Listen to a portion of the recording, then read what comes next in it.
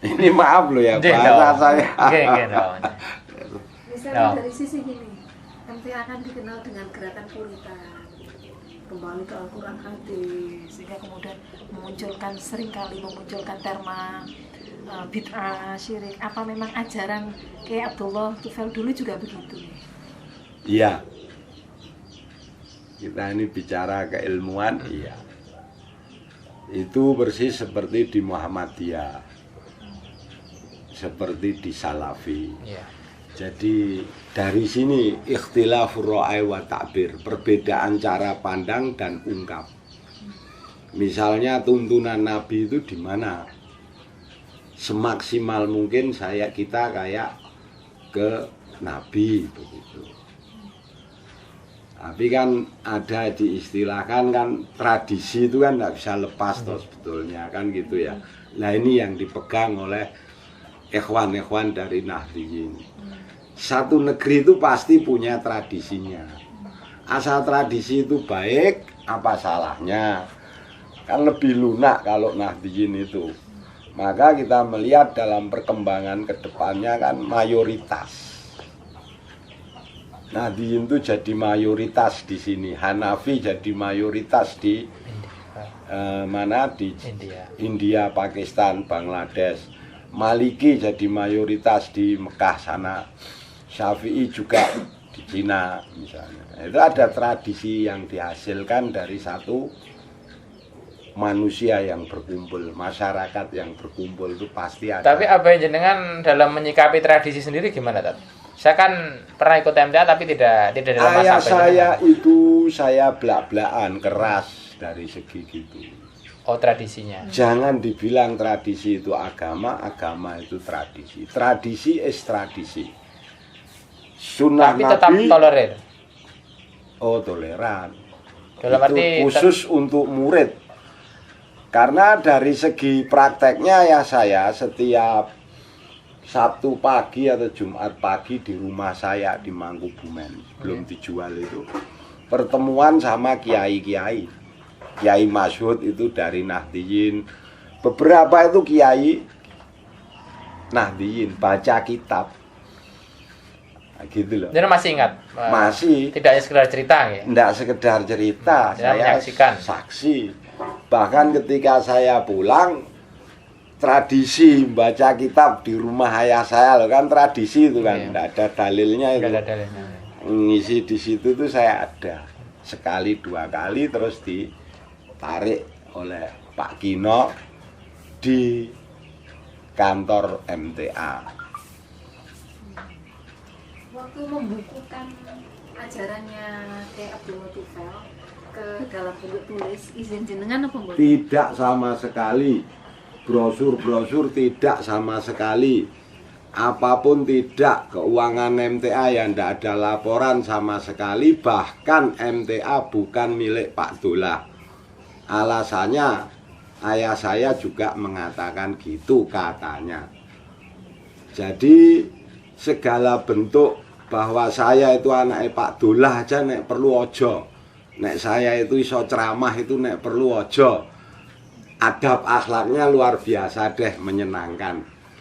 Padahal maksudnya Abah kan waktu itu supaya tidak kelihatan KKN dalam tanda kutip, Iya. tapi penghormatan kan tetap harus. Nah, karena Anda orang Nahdliyin, Anda tahu maksud guru itu bukan di bibir saja, Anda masukkan ke Anda. Kenapa? Piye no anak Nabi Nuh saja, anaknya yang dilaknat sama Allah saja mengatakan ya Rabb huwa min ahli. Dia dari ahliku, dari keluargaku. Itu Nabi Nuh. Karena orang tua itu ndak ada yang ndak seneng sama anaknya. Tapi menurut dia di skenario sedemikian rupa seolah-olah keluarga saya itu keluarga yang seperti Soeharto memperlakukan keluarga Bung Karno. Ya mungkin karena dia gede neng Golkar. Ayah saya kan orang Golkarter, orang penasehat Golkar. Nggih, sampai Ustadz Haryono itu. Aktif di Golkar. Wah lama Mbak, itu sampai Karena memang kondisi di sini kan 20 tahun. ya Solo Raya itu waktu itu. Jadi sampai tetangga saya itu kan Ustadz Daryan itu sampai jadi anggota DPRD-nya Golkar. Ini Dan MTA perlu diketahui itu sistemnya imamah. Dalam artian imamanya gimana? gerakannya. Ulil amri, atiullah wa atiur rasul wa ulil amri minkum itu diartikan ulil amri itu ya Imam. ayah saya. Lah ayah saya itu harus orang taat, harus sami'na wa atokna, yang ngaji sama ayah saya. Seperti di Thorikoh lah. Nah, terus setelah ayah saya meninggal digantikan oleh Pak Sukino. Pak Sukino yang hubungannya melebihi dari anak, dari apapun lah pokoknya best of the best. Pakai wasiat? Enggak pakai. Dengan aklamasi atau suruh gitu. Itu tahu-tahu Mansur Masyuri, saya dengar nih ini ngangkat. Waktu itu jenengan di mana nih? Saya di Mesir. Oh, masih di Mesir. Membaiat dia jadi Imam. terus yang lain ikut. Sudah, terus dalam masa belum sampai 2 bulan sudah menikahi gadis MTA namanya Uut. Yang notaris itu katanya. Ya, yang katanya cantik, mungkin Uut Permatasari. Nyanyi lah. Bukan, itu istilahnya. Istilahnya. Kecantikannya. Kata mereka lah istilahnya, katanya emang katanya cantik. Anak 21 tahun mau piro. Nah, terus bikin rumah di Solo Baru. Karena imam kan duitnya umat dinggo ra apa. Di situ ribut juga, akhirnya ribut pecah. Tadi saya sempat tanya ke anggota MTA, katanya Wah, tidak ada uang apa namanya, kayak semacam urun, nggak ada. Uang apa? Uang semacam apa ya, uang anggota itu nggak ada. Nggak ada uang, nggak ada, itu uang infak semuanya. Jadi gedung-gedung MTA itu ditanggung sendiri oleh jamaah. Makanya ini bukan milik Pak Dola. Tapi kalau gedung MTA aslinya Semanggi. itu masih milik ayah saya. Semanggi. Iya, Semanggi. Cuma karena Yang memang sini, yang sini. nggak punya malu, jadi ya dianggap itu uang umat. Dengan Tapi sertifikat atas nama siapa? ayah saya Sekarang masih. masih Dikembalikan. ada, bukan dikembalikan. Kalau ada nggak dikembalikan, kecekel dia. Oh, berarti nggih. Di tangan jenengan. Iya, Sertifikatnya di tangan jenengan. iya, dibawa oleh kakak saya yang bernama Sumaya, Oh, yang kemarin Iya. ya. dosen Masih di MTA? UMS. Enggak. Nggak ada yang di MTA. Katanya ada yang di MTA saat ini. Udah enggak. Sudah enggak? Waktu Anda kesini Iya. dulu masih. Yang Bu Sekarang, Nasibah. iya, Bu Nasibah. Oh, sekarang keluar. Keluar. Nggak ada. Tapi yang pegang sertifikat itu Bu Mayahnya. Bu Sumaya. Enggak, nun saya Jadi dalam saya kesimpulannya selaku putra tinggal satu ya dari ibu pertama pertama laki-laki. yang dimana saya dari ayah saya ngedeke itu masih usia berapa itu, tahun 7 Jadi lahir tahun berapa, Tat? 66. Oh, itu lahirnya kan 72. MTA Ya. katanya gitu. Itu saya main-main di mimbarnya. Saya ingat ayah saya bilang, "Lona bah, nggo ceramah." Yayasan masih sangat muda, 40 tahun. 66 gitu. Jadi lahirnya 66 ya? Iya. Oh, nggih, berarti ya. Berarti sih. 40 Nah, tahun itu. seperti saya. Jadi diistilahkan begitu.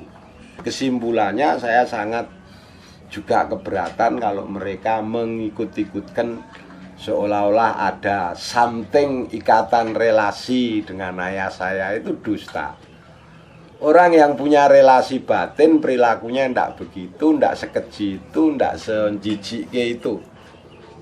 Kalau saya jijik sama MTA itu bahasa pabrik. Tapi MTA itu yang dirikan ayah saya jijik sama pengurus-pengurus MTA. Sekali lagi, saya jijik sama pengurus-pengurus MTA. Tolong sebarluaskan ke ikhwan-ikhwan Nahdiyin. Saya siap di meja hijaukan pun saya siap lagi ini. Karena pernah ada. di meja hijau kan? Enggak. Oh, enggak. Mana berani pengecut itu meja hijaukan saya. Kalau hubungan dengan NU waktu abang jenengan dulu Baik, enggak ada pernah clash, enggak pernah ada karena ya saya membagi dua.